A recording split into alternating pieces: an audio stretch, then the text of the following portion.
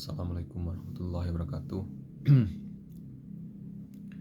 Pada kesempatan kali ini kita akan membahas sebuah topik, yaitu bagaimana melihat pribadi orang Islam yang benar-benar mendirikan atau benar-benar khusyuk dalam salatnya. Nah, di sini singkat aja obrolan kita. Secara sederhana bisa saya gambarkan bahwa pribadi orang Islam yang betul-betul mengerjakan salat, mendirikan salat yang benar-benar khusyuk dalam salatnya. Pertama itu pribadinya tenang. Pribadi tenang di sini maksudnya orang yang memiliki ketenangan jiwa gitu. Ketenangan jiwa, kebeningan hati, kelembutan hati gitu. Banyak sekali orang yang salat, selesai dia salat, dia masih suka berkata-kata kasar.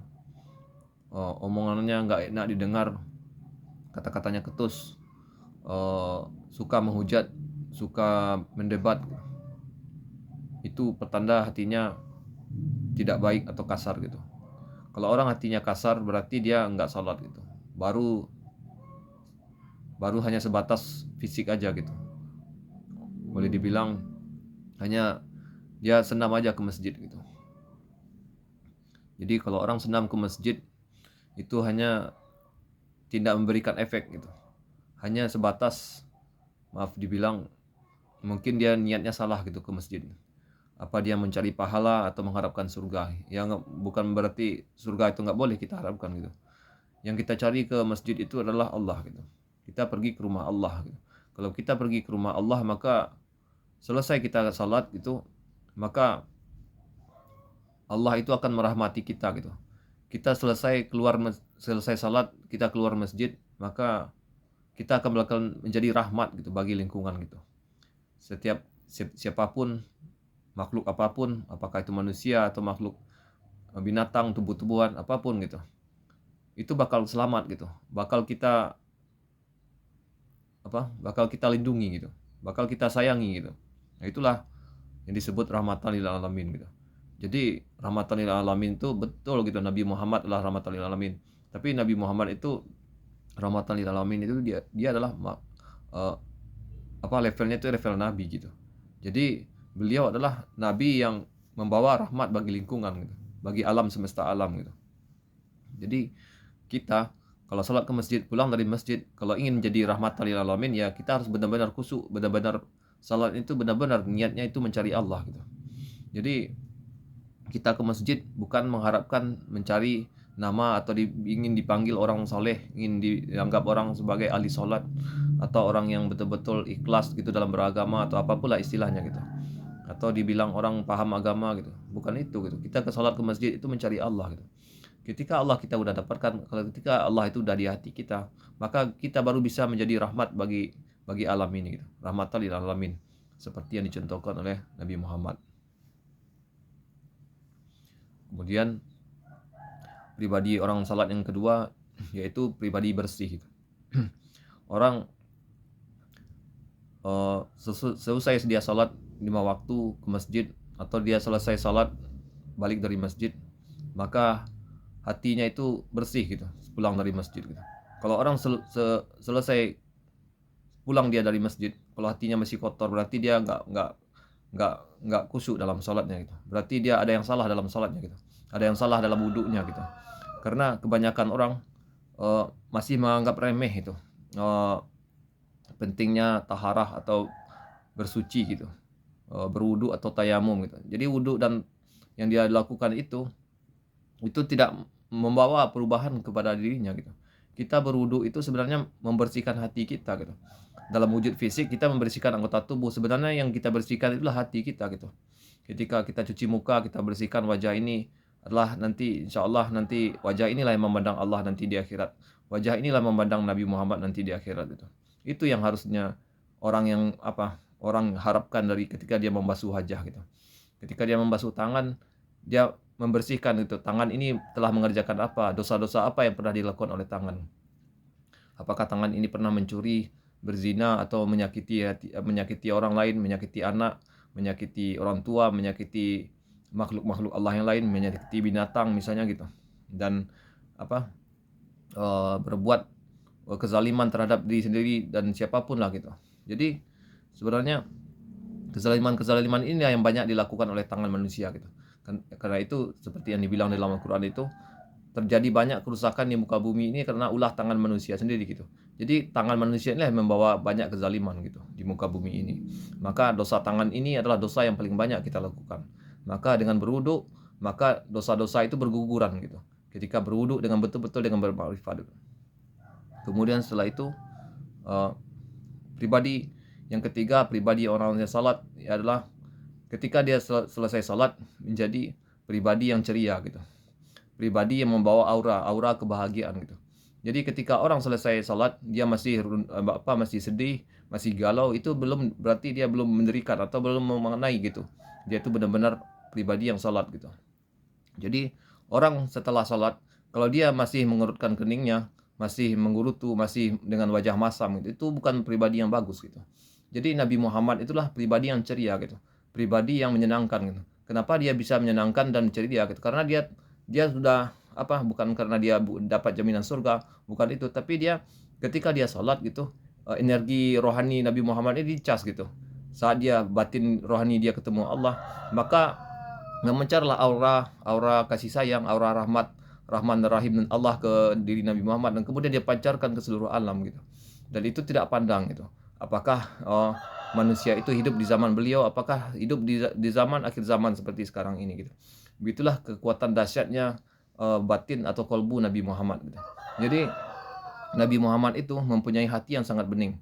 Jadi hati yang bening ini hati yang penuh keceriaan gitu, hati yang tenang, hati yang hati yang membawa kebahagiaan gitu. Jadi pembawa kebahagiaan, ruh kebahagiaan itu ada di diri Nabi Muhammad, dan ruh ini dipancarkan kepada para wali gitu. Dan ini puncaknya itu akan diberikan utuh kepada Imam Mahdi gitu. Jadi Imam Mahdi adalah saudara Nabi Muhammad yang paling dia cintai di akhir zaman ini gitu. Betul secara fisik dia berbeda waktu, ukuran abad gitu, tidak ketemu secara nabi dengan secara langsung dengan kontak fisik. Tapi secara rohani Imam Mahdi adalah saudara Nabi Muhammad yang paling dia cintai gitu. Jadi Imam Mahdi ini nggak bisa ditebak-tebak atau dipakai ukuran manusia untuk atau dengan keilmuan gitu menjangkau bahwa inilah Imam Mahdi gitu. Imam Mahdi itu yang menunjuk Allah gitu, bukan manusia yang menunjuk dia gitu. Jadi kalau manusia sebagian berpikir wah kayak si Muhammad Qasim itu adalah Imam Mahdi, atau siapapun misalnya dengan suku atau dengan ini, oh itu Imam Mahdi gitu, nggak bisa gitu, itu kurang manusia gitu. Yang angkat Imam Mahdi itu Allah gitu. Jadi Imam Mahdi inilah akan membawa perubahan gitu, membawa cahaya keadilan ke muka bumi ini gitu. Jadi kalau bumi udah disinari dengan keadilan, maka akan terlihatlah semua umat manusia, terutama umat Islam, akan mendapatkan kebahagiaan sejati sebagai umat Islam gitu. Jadi di sini salah satu poin penting dari pribadi orang salat adalah pribadi yang ceria. Jadi Imam Mahdi itu orangnya ceria gitu. Jadi kalau kita lihat gitu orang menggambarkan atau mengaku-ngaku sebagai Imam Mahdi itu bullshit, itu bohong-bohongan semua gitu. Karena mustahil Imam Mahdi itu orangnya suka pesimis terhadap dunia gitu. Apalagi soal akhirat gitu. Jadi kalau kita mengaji atau akhir zaman atau mengaji tentang salat, maka lihatlah gitu, Imam Mahdi itu dia bicara tentang apa gitu. Kalau dia membawa pesan-pesan dari Rasulullah, pesan-pesan Rasulullah itu apa? Ketika Nabi Muhammad itu ketika Rasulullah ini wafat, yang diingatkan kepada umatnya adalah umati Anisa as-salat gitu. Kalau misi, visi dan itu di batin Imam Mahdi itu ada 3, itu berarti dia Imam Mahdi gitu. Jadi nggak sulit untuk mencari Imam Mahdi gitu. Jadi kalau ada orang ngaku-ngaku Imam Mahdi, mentang-mentang namanya Muhammad bin Abdullah gitu, bapaknya Abdullah, namanya Muhammad, itu bukan Imam Mahdi gitu.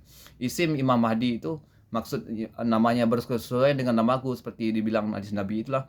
Nama itu sesuai orang itu dengan namanya gitu. Misalnya kayak saya gitu. Nama saya misalnya Khairul gitu. Kalau Khairul itu orangnya lebih baik gitu. Artinya lebih baik dari yang dulu, lebih baik besoknya dari yang sekarang gitu. Itu baru cocok gitu. Nah, atau misalnya nama Muhammad. Muhammad itulah orang yang mendapatkan, orang yang memberikan petunjuk. Banyak sekali orang bernama Muhammad tapi dia nggak mendapat petunjuk gitu dan memberikan petunjuk. Dia seharusnya kalau bernama Muhammad dia harus seperti meniru pribadi Nabi Muhammad, yaitu mengajak manusia ke jalan Allah gitu. Itu baru cocok gitu. Jadi maaf dibilang banyak sekali yang bernama Muhammad di luar sana, Muhammad bla bla bla. Nah, tapi pribadinya hancur-hancuran gitu. Nah, kemudian orang yang bernama apa misalnya gitu, ya sesuai dengan maksud dari doa dari orang tua gitu. Uh, Dikasih nama apa misalnya gitu ya. Misalnya kayak Abdul Somad lah gitu. Ustaz Abdul Somad. Abdul Somad itu namanya kan hamba gitu. Hamba yang bergantung sama Allah, itu arti Abdul Somad. Apakah Ustaz Abdul Somad itu bergantung sama Allah? Belum tentu gitu. Bisa jadi bisa jadi ya, bisa jadi enggak gitu. Nah, itu disitulah kalau dia namanya cocok dengan kepribadiannya berarti dia Imam Mahdi. Tapi sayangnya Imam Mahdi, Ustaz Abdul Somadnya hidungnya nggak mancung gitu kan. Jidatnya nggak lebar gitu, nggak ada tai lalat di pipinya gitu. Jadi kalau ada ciri-ciri fisik itu dan memiliki ciri-ciri dikaji dengan secara ilmu batin, ilmu rohani, maka dia adalah Imam Mahdi gitu. Kemudian berikutnya yang keempat, pribadi dari orang yang salat itu adalah pribadi yang optimis gitu. Jadi orang kalau selesai salat dia masih pesimis dan masih galau atau masih hidup dengan tanpa harapan, bahwa dengan putus asa gitu, itu bukan pribadi orang salat gitu. Kalau orang pribadi orang salat itu optimis, walaupun dia punya masalah seberapa parah pun, seberapa pun banyak hutang, seberapa pun dia dikucilkan, seberapa pun dia dihujat gitu, itu bagi dia itu no problem aja gitu, biasa aja gitu. Karena dia tahu gitu, kalau orang dia benar-benar pribadi yang benar-benar mendirikan salat, dia itu bakal diangkat Allah menjadi kekasihnya gitu. Jadi kalau orang udah betul-betul mendirikan salat, dia adalah kekasih Allah, dan kekasih Allah ini tidak ada takut di dalam hatinya gitu. La khaufun alaihim walahum yahzanun gitu. Nggak ada bersedih hati gitu. Jadi di sini bisa kita lihat bahwa pribadi orang yang salat itu adalah pribadi yang optimis dan pribadi yang membahagiakan, pribadi yang mempesona gitu. Jadi kalau orang masih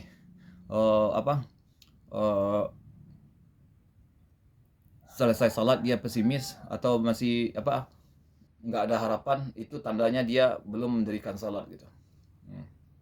Kemudian yang kelima, pribadi orang salat adalah pribadi yang bahagia gitu. Dan pribadi yang bahagia inilah dalam artian pribadi yang membawa sinar kebahagiaan gitu. Jadi siapapun yang dekat sama pribadi orang yang salat ini, dia akan bahagia gitu. Dia akan tenang, dia akan nyaman gitu. Banyak sekali orang yang bahagia, nyaman dengan cara-cara bahwa dengan memiliki segalanya atau memiliki atau mendapatkan apa yang kita inginkan, kita bakal bahagia. Itulah kebahagiaan semu. Karena sesuatu itu begitu kita dapatkan, selesai kita dapatkan, itu udah biasa aja gitu, udah nggak berasa apapun gitu. Jadi kalau kita ingin bahagia hidupnya, dunia dan akhirat, itu caranya dengan mendirikan salat gitu. Jadi salat inilah yang bikin kita bahagia gitu. Nah, bukan dengan uang, bukan, ya betul uang bisa membawa mempengaruhi kebahagiaan, tapi bukan satu-satunya yang membuat kita bahagia gitu. Nah, jadi dengan salat kita bakal bahagia dan bisa menularkan energi kebahagiaan itu kepada siapapun gitu. Jadi energi kebahagiaan ini kita pancarkan gitu. Nanti siapapun yang berada dekat kita, apakah itu istri, anak, saudara, masyarakat, siapapun yang mendengar atau kita ajak berdiskusi atau berdialog atau berbicara gitu, itu akan menular energinya gitu. Nah, disinilah energi dahsyatnya energi salat gitu. Jadi mungkin cukup sekian pemekaran penjabaran saya tentang pribadi orang yang salat gitu. Mudah-mudahan pencerahan kali ini bisa diambil manfaatnya dan bisa menjadikan kita pribadi yang lebih baik dan pribadi yang betul-betul pribadi yang digolongkan Allah, pribadi orang yang mendirikan salat sebagaimana yang di Al-Quran, dan meniru mencontoh pribadi Nabi Muhammad. Sekian, terima kasih. Assalamualaikum warahmatullahi wabarakatuh.